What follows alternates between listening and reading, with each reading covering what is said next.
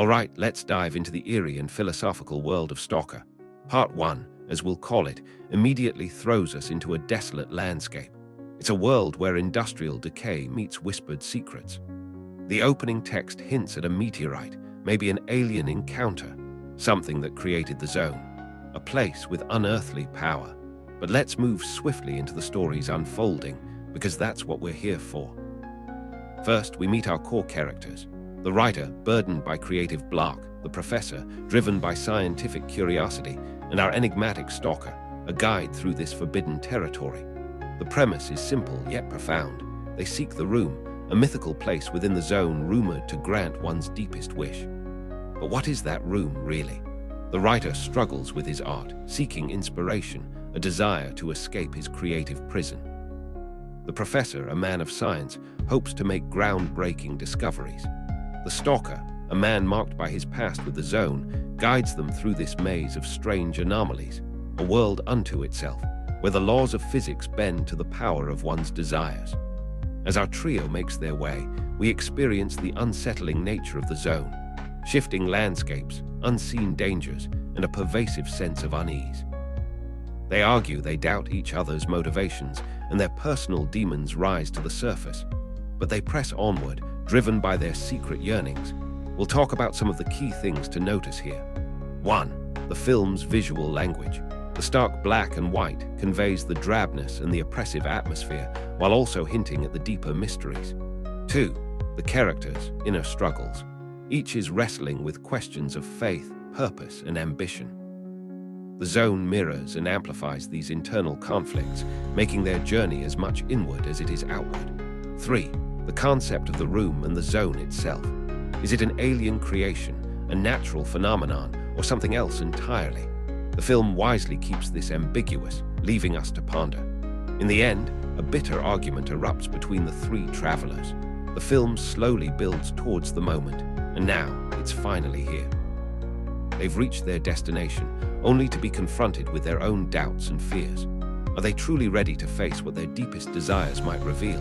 The zone has played its part, and now a change is coming. The stalker breaks down, a man crushed by the weight of the zone's mysteries and his own limitations. Has the journey been worth it? What will become of him now? And more intriguingly, what will become of the professor and the writer?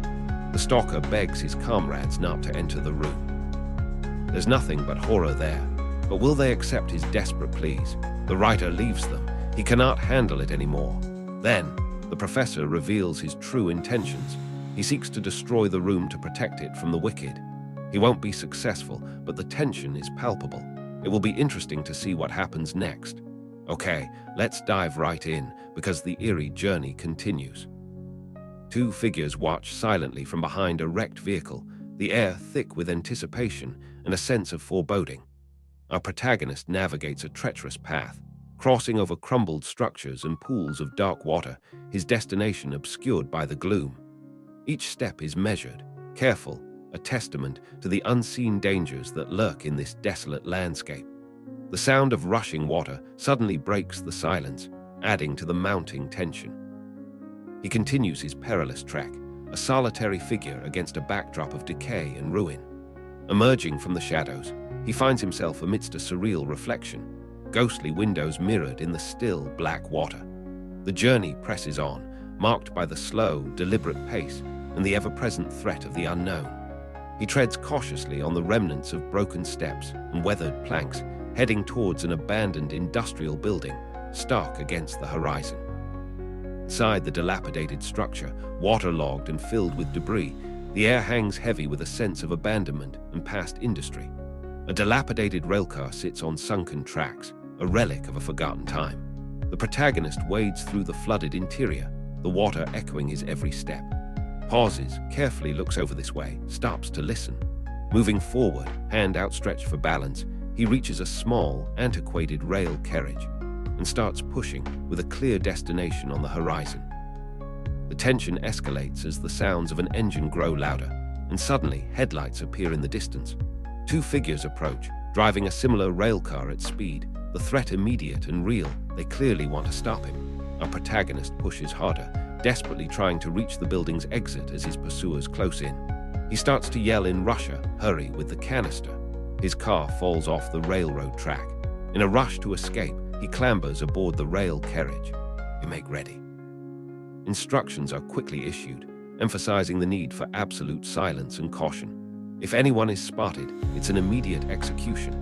Then it's stressed to crawl back slowly toward the train.